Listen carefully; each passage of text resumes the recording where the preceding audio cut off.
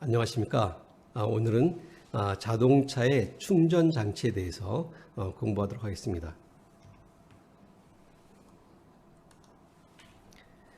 자동차의 충전 장치란 자동차의 모든 전기 장치에 전기를 공급하는 역할을 합니다. 우리가 충전 장치의 구성을 보면 배터리하고 발전기로 되어 있는데요.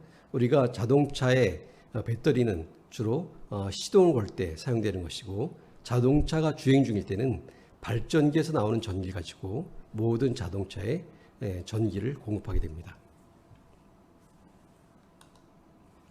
발전기에는 두 가지가 있습니다. 발전기에는 교류 발전기와 직류 발전기. 우리가 교류 발전기를 AC 제너레이터 또는 얼터네이터 이렇게 얘기하고 있고요. 직류 발전기는 DC 제너레이터 이렇게 얘기를 합니다. 자동차에서 주로 교류 발전기가 사용되고 있습니다. 교류 발전기는 삼상 교류 발전기의 교류를 실리콘 다이오드에 의해서 직류로 출력되게 하는 방식입니다. 자동차에서 쓰고 있는 전기는 직류죠. 그죠? 발전기에서 만들어지는 전기는 교류입니다. 그래서 이 교류 발전기는 교류를 실리콘 다이오드에 의해서 직류로 출력하는 방식이고요. 직류 발전기 DC 제너레이터는 전기자 코일에서 발생한 교류를 정류자와 브러쉬에 의해서 직류로 정류하여 출력을 얻는 방식입니다. AC 제너레이터와 DC 제너레이터를 좀 더 비교해 보면, AC 제너레이터는 DC 제너레이터보다 동일한 용량의 경우에 30% 정도 경량화를 할 수 있습니다. 즉, 똑같은 출력을 얻을 때 AC 제너레이터가 30% 정도 작게 만들 수 있다는 얘기죠. 그리고 회전 속도의 범위가 넓어서 저속 회전에서도 충전이 가능하고 고속 회전에서도 강하다 이렇게 되었습니다. 그 직류 발전기는 저속에서 충전이 잘 안 되는데, 교류 발전기는 저속에서도 충전이 가능합니다. 그리고 출력 전류에 자기 제한 작용이 있다. 이건 뭐냐면, 그 출력을 발전시킬 때 우리가 이제 발전기가 15V 이상이 나오게 되면 배터리가 과충전이 되는데, 자기 제한 작용이 있어서 출력 전류를 조절할 수 있고요. 또 교류 발전기는 다이오드에 의해서 배터리에서 흐르는 배터리로부터 전기가 그 발전기 쪽으로 오는 것을 방지할 수 있습니다. 그래서 역류를 방지할 수 있는 기능이 있다. 그리고 아까 얘기한 그 배터리가 과충전되는 것을 방지하는 레귤레이터가 있는데, 그 레귤레이터를 간단하게 만들 수가 있습니다. 그리고 그 발전기 안에 들어가는 브러쉬의 수명이 길고 정비가 용이합니다. 또 전파 방해의 원인이 되는 불꽃 발생이 없다 그랬는데, 직류 발전기는 정류할 때 브러쉬에 의해서 정류가 되기 때문에 불꽃이 발생하게 되는데, 교류 발전기는 다이오드에 의해서 정류가 이루어지기 때문에 불꽃 발생이 없습니다. 자, 이러고 보니까 교류 발전기가 직류 발전기보다 좋은 점이 굉장히 많은 것 같네요. 그죠? 자동차에서는 AC 제너레이터, 즉 교류 발전기를 많이 사용하고 있습니다. 자, AC 제너레이터와 DC 제너레이터를 그래프로 한번 비교해 보면, 중량당 출력이 보면 이렇게 DC 제너레이터는 출력이 이렇게 낮게 나오는데, 교류 발전기가 훨씬 더 이렇게 출력이 높게 나오는 것을 알 수 있죠.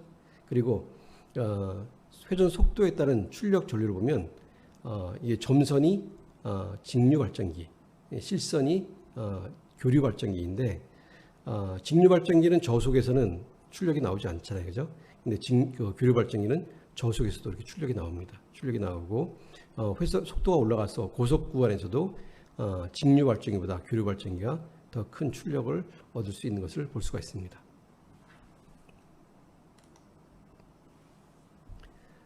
교류 전기가 어떻게 발생되냐면, 그 설명하는 것은 바로 전자 유도작용입니다.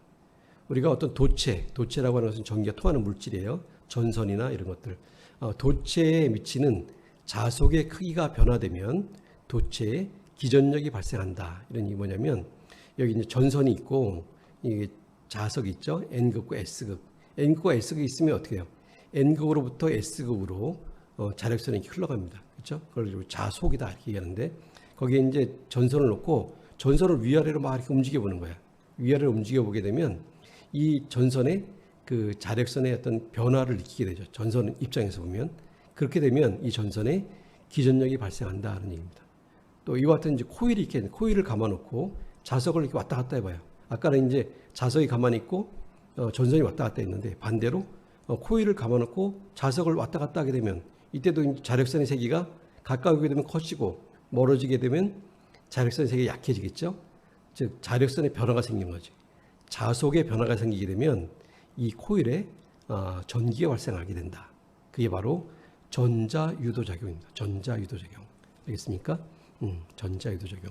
이 전자유도작용에 의해서 전기가 만들어지는 거예요. 자, 여기 보면 이렇게 코일을 감아놓고 여기 이제 전류계를 해놨어요. 그리고 자석을 위아래로 이렇게 움직여 보겠습니다. 움직여 보면 어떻게 돼요? 자석이 밑으로 가게 되면 이 코일의 입장에서는 자력선이 증가하게 되죠. 이러면 코일의 입장에서는 그 자력선이 증가하는 걸 방해하는 쪽으로, 반대하는 방향으로 자력선이 유도가 돼요. 이렇게 가까이 오게 되면 밀어내는 거죠. 자력선은 또 자석을 멀리하게 되면 자력선이 감소하게 되잖아요. 그죠? 그러면 오히려 자력선을 끌어당기는 쪽으로, 아래쪽으로 자력선이 유도가 됩니다. 그러면서 이와 같이 자력선이 위로 올라가게 되면 전기는 어떻게 발생할까요? 우리 오른손을 이렇게 감아보면 위에 올라가는 자력선의 방향을 하게 되면 코일은 이렇게 전기를 이렇게 흐르게 되죠. 이렇게. 그러면 전기는 이렇게 흘러서 이렇게 흘러갑니다. 즉 이쪽 플러스 마이너스 돼서 전기가 흘러가게 되는 거죠. 또 반대로 올라가게 되면 그러면 자력선의 방향이 아래니까 아래 되면 이렇게 됩니다. 그래서 코일 전기는 이렇게 흘러가는 거죠. 그래서 이쪽이 플러스 마이너스. 그래서 이거를 자석을 위아래로 왔다 갔다 하게 되면 어떻게 돼요? 여기는 아까는 전기가 이쪽이 플러스였고 플러스에서 이렇게 이쪽이 마이너스였는데 반대로 올라가게 되면 이쪽이 플러스 마이너스. 즉 극이 바뀌죠.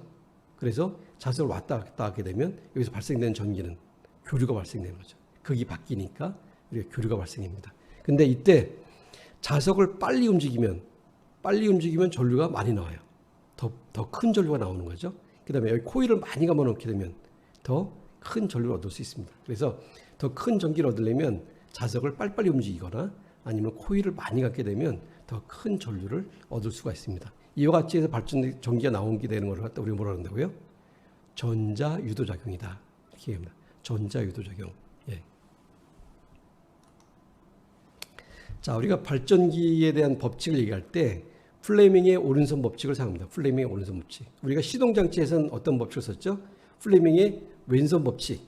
플레밍의 왼손 법칙을 썼는데 발전기에서는 플레밍의 오른손 법칙을 씁니다. 오른손 법칙. 자, 오른손 법칙을 이렇게 손가락을 이렇게 직각이 되게 하고 펼쳐 보세요. 자, 그러면 이 엄지손가락의 방향은 도체 방향. 그다음에 둘째는 자기장의 방향. 셋째 손가락은 전류의 방향입니다. 전류의 방향. 그래서 이와 같이 N극과 S극 전선을 이렇게 놓고 이걸 움직여 보는 거예요. 윗방향으로. 그러면 자기장의 방향이 어떻게 되죠? N극에서 S극. 한번 해보세요. 그러면 어떻게 돼요? 손가락, 이게 자기장의 방향이죠. 자기장의 방향을 N극에서 S극으로 놓고 그 다음에 힘의 방향은 위로 가는 거죠. 위로 올려보세요. 그러면 어떻게 될까요? 전기는 어디로 올라죠? 전기는 안으로 이렇게 흐르게 되죠. 안으로. 자, 이번에는 얘를 한번 전선을 내려볼까요? 내리면 어떻게 될까요? N극과 S극, 자기장의 방향은 똑같이 N극과 S극으로 향하게 되고요. 힘의 방향은 밑으로. 그러면 전류는 어떻게 돼요? 힘을 밑으로 하게 되면 이번에는 전기가 나오게 되죠. 그렇죠? 위를 위아래로 바꾸게 되면 전기가 흐르는 방향이 한 번은 들어갔다가 올릴 때는 들어가고 내릴 때는 나오고, 즉 플러스 마이너스 방향이 바뀌죠. 그러니까 어떻게 돼요? 거기 계속 바뀌니까 발생되는 전기는 교류 전기가 발생되는 겁니다. 그렇죠? 자, 발전기의 원리를 설명하는 법칙 뭐라 그랬죠? 자, 렌츠의 법칙, 플레밍의 오른손 법칙, 플레밍의 왼손 법칙, 오음의 법칙. 자, 어떤 거라고요? 자, 발전기는 플레밍의 오른손 법칙으로 쓴다 그랬어요. 그죠? 플레밍의 오른손 법칙. 자, 꼭 기억하기 바랍니다. 그래서 발전기의 원리를 설명하는 법칙은 플레밍의 오른손 법칙입니다. 그렇죠? 자, 우리가 이제 단상교류라고 하는 것은 이 전선이 한 개 있는 선을 얘기해요. 단상. 한 개 있는 거예요. 그리고 이제 안에 자석이 한 개가 있네요. N극과 S극. 그러면 이제 코일은 가만히 있고 자석을 돌려보죠. 자석을. 그럼 어떻게 될까요? 자, 자석을 돌려보면 여기서 자석이 오른쪽으로 회전한다면 자극의 방향이 어떻게 되죠? 아래로. 그 다음에 힘의 방향은 위에 코일을 볼 때는 힘의 방향이 오른쪽으로 작용하죠. 힘이 오른쪽. 그러면 전선은 어떻게 돼요? 흐르는 전류는 안으로 들어가죠. 이 아래쪽에서는 어떻게 될까요?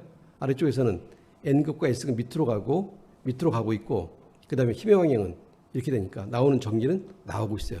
아까는 전기가 들어갔는데 여기 나오죠. 그러니까 이쪽이 플러스, 이쪽이 마이너스 이렇게 되는 거죠. 그렇죠? 이쪽 아래가 여기가 마이너스였어요. 근데 얘가 이 자석이 돌아서 거꾸로 되면 어떻게 돼요? 거꾸로 되면 방향이 자기장의 방향이 위로 가죠.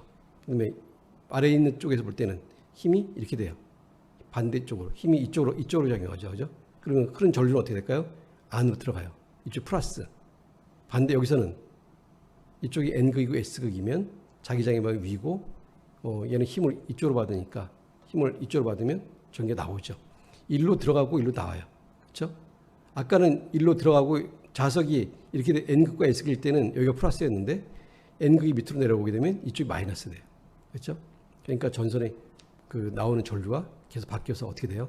이렇게 한 번은 플러스가 됐다가 한 번 마이너스 됐다가 이와 같은 전류가 흘러서 교류를 얻었습니다. 교류.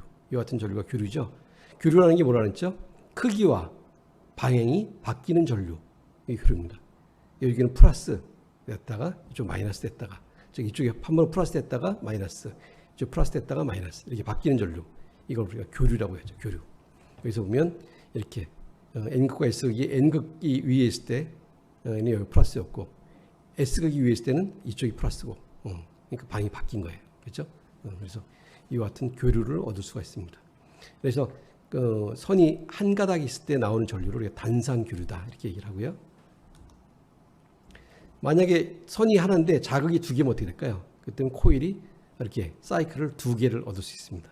그러니까 이 자석이 많으면 더 많은 더 촘촘한 주파수를 갖는 그래프를 얻을 수 있겠죠. 자, 자동차의 발전기는 삼상교류 발전기입니다. 삼상교류라는 건 뭐냐면 배선이 3개라는 얘기예요. 배선이 3개. 3개의 배선이 들어가 있어요. 그 다음에 여기 코일도 이 자극도 한 개가 아니라 여러 개가 들어갑니다. 만약에 자극이 하나고 그 코일이 3개면 삼상이면 이와 같은 그래프로 오는 거예요. 위상이 다르게 다른 이런 그 코일이 전류 출력을 얻을 수가 있습니다.